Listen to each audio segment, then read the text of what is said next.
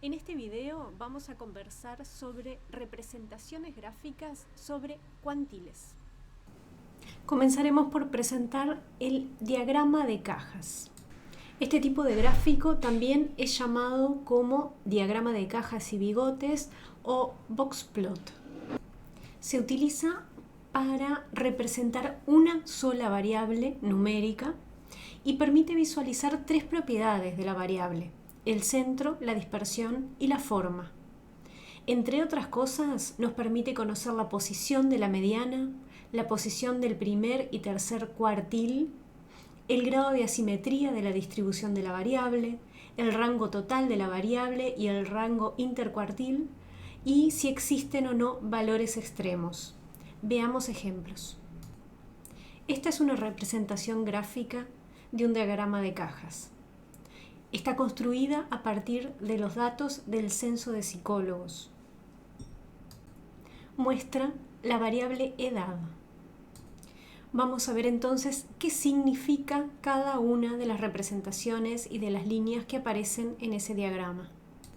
En primer lugar, podemos ver que el diagrama tiene un eje vertical en el que aparecen los valores de la variable edad. Una de las principales medidas que aparece representada en este tipo de gráficos es la mediana. Como bien habrán observado, la mediana de la edad en esta población es de aproximadamente 38 años. La línea inferior de la caja me proporciona información sobre el cuartil 1 y la línea superior de la caja me informa sobre el tercer cuartil. Pues bien, la caja representa entonces la amplitud intercuartil, que sería la distancia entre el tercer y el primer cuartil. La amplitud intercuartil nos va a servir para definir cuáles son los valores típicos de la variable y cuáles son los valores atípicos. Lo veremos en un momento. Los bigotes del diagrama muestran los valores inferior y superior de la variable, siempre que no haya casos atípicos. Es decir, nos proporciona información sobre el rango de esa variable.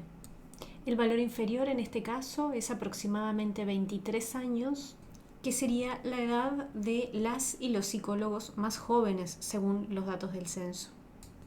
Los valores superiores de la variable, es decir, aquellas que muestran los y las psicólogas con más edad en Uruguay, no está representado por el bigote.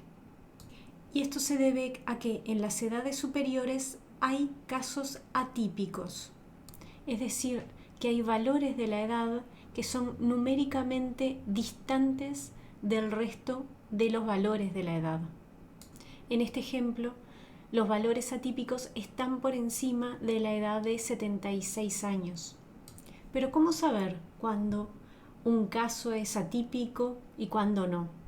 Para ello nos podemos ayudar con la amplitud intercuartil. Los casos atípicos son los valores situados a más de 1,5 amplitudes intercuartiles del cuartil 1 o del cuartil 3. Ahora que ya conocemos todos los elementos del diagrama de cajas, vamos a ver otro ejemplo. En este caso se trata de un ejemplo ficticio que muestra la distribución del sueldo en dos lugares de trabajo diferentes, lugar de trabajo 1 y lugar de trabajo 2. ¿En cuál de los dos lugares de trabajo ganan mejor los empleados? Vamos a empezar pensando en esa pregunta. En ambos lugares el ingreso mediano es de 15.000. Eso significa que el 50% de los trabajadores en cada uno de esos lugares de trabajo gana hasta 15.000 pesos. Como vimos hace un momento, el diagrama de cajas, además de informarnos sobre el centro de la distribución, mostrándonos la mediana de la variable, también nos informa sobre la dispersión. Es decir, nos muestra qué tan concentrados o qué tan dispersos están los casos en los valores de la variable.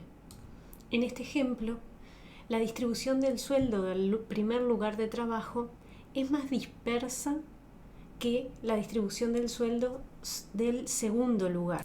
Podemos verlo en la amplitud de la caja, así como en la amplitud de los bigotes de cada una de las distribuciones de sueldos.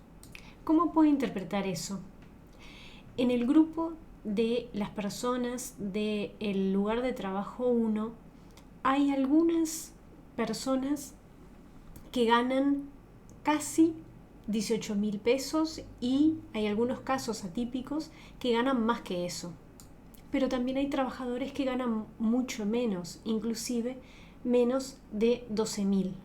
Por el contrario, los sueldos del segundo lugar de trabajo tienen menos variación.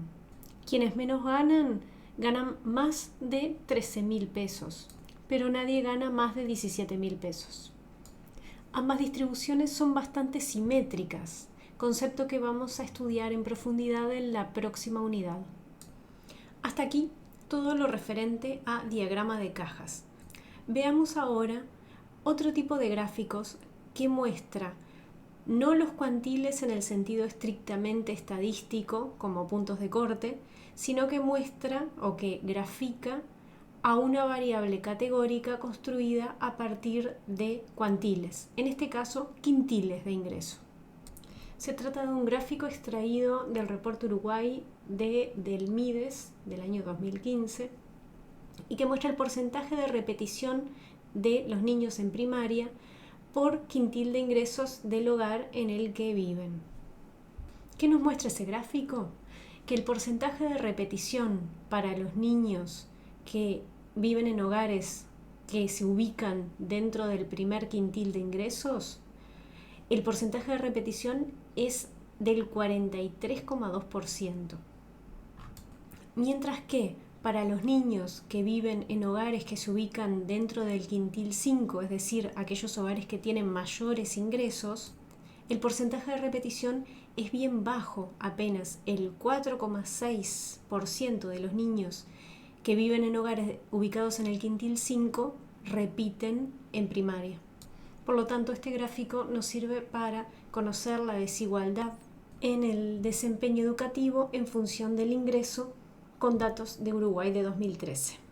Muchas gracias por acompañarnos. En la próxima unidad veremos la segunda parte del análisis descriptivo de variables numéricas.